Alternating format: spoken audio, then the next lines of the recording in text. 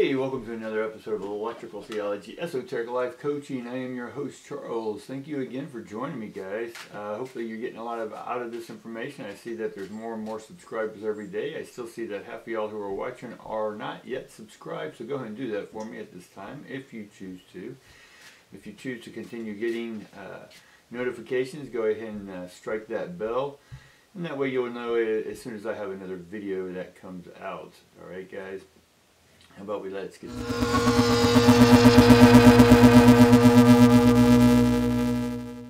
Alright, so if you've been watching my videos, you know for most of my life I've dealt in the what I call the electrical, or the electrical spiritual perspective, or ESP, right? Also, it's extra sensory perception, meaning that we have access to higher frequencies. Higher doesn't mean better or worse, it just means different frequencies. Just as dogs can hear from different frequencies, birds can speak at different frequencies, right?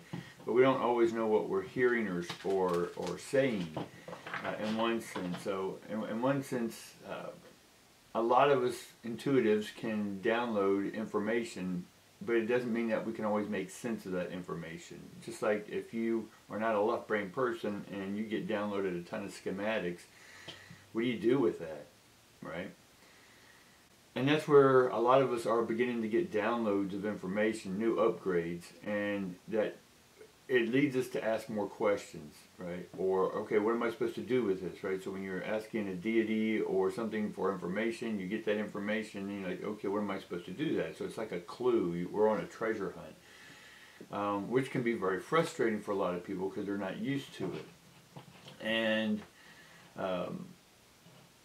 so part of understanding the new information being downloaded is that we have to ask a lot of questions, right? So there's logical-based questions and there's spiritual-based questing ions. And when we quest ions, we're questing more information. And again, information is informed ions. So we're request ions, right? So we can use to manifest, put the pieces together, and bring into the seen world of the simulation from the unseen. The unseen is the new information without form. And that's where the formless form comes in. The Taoism is that we have to take what is unseen, see it in our mind's eye, and then with our logic, our heart, our hands, is bring that into existence. Now we talked about heart, hand, and all that a couple videos ago. Go take a look at those videos and that'll help you out. But today we sort of want to help you understand that you're phasing from we're all being downloaded a new program, and the old programs are being shoved out, if you will.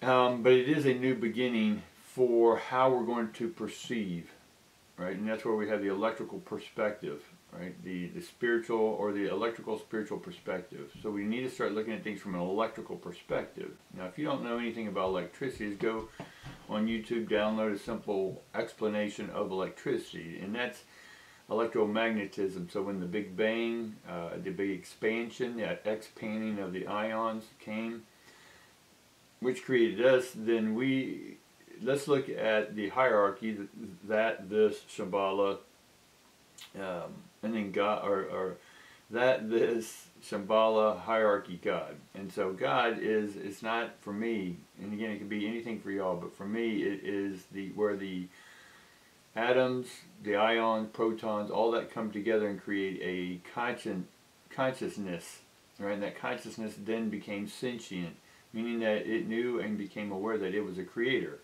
So when you come to that awareness, that realization that you are the creator, right? You're an extension of that creation. Then you produce electricity. Now, the electricity, we can call it energy. Now, electricity creates magnetism.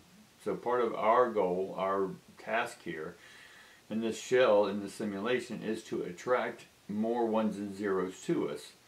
Right? Ones and zeros. Every program, every video you watch is running through ones and zeros. Every animation you watch is a 1 and 0 today. And so we're learning to organize, right? If you want your organs in your body, you need to organize. And you need to understand the organelles that made the organ. And when you get the organ, then you understand organization. They're organizing the ions. Starting to make sense now? So when we can organize the thoughts from the new downloads and make sense of them, it's up to you to put them in a order. When you put them in an order, that's when life synchronizes. That's when life aligns. And that's when your heart, hands, and mind are all in alignment. So what you're thinking, your heart says yes, and your hand says let's do it. You know what I'm saying? So that's the electrical, the magnetism, electromagnetism. So the two came together, but they're all part of one. Right? So we can look at the Father, Son, Holy Ghost, any of these trinities that people talk about, is that it's electric. Electricity produces magnetism. The magnetism itself creates energy. Right? So there's your trinity. Right? But we're not enjoying the journey. We got to make sure that we're enjoying the journey, enjoying the process. Yes, it's frustrating. Absolutely, it's frustrating when you're trying to get something going and it's just not going. Right? And then you want to get into doubting yourself. We talked about demonic faith, right? Doubting yourself.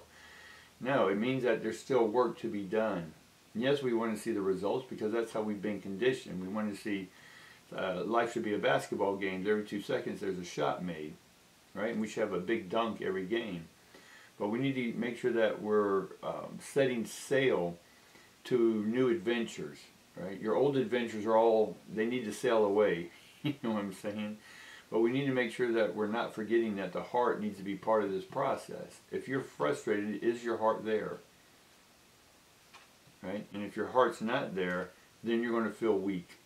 And so if you're feeling weak and doubting and discouraged, that means whatever you're thinking is not in alignment with your heart, therefore your hands can't produce what it is that your soul wants.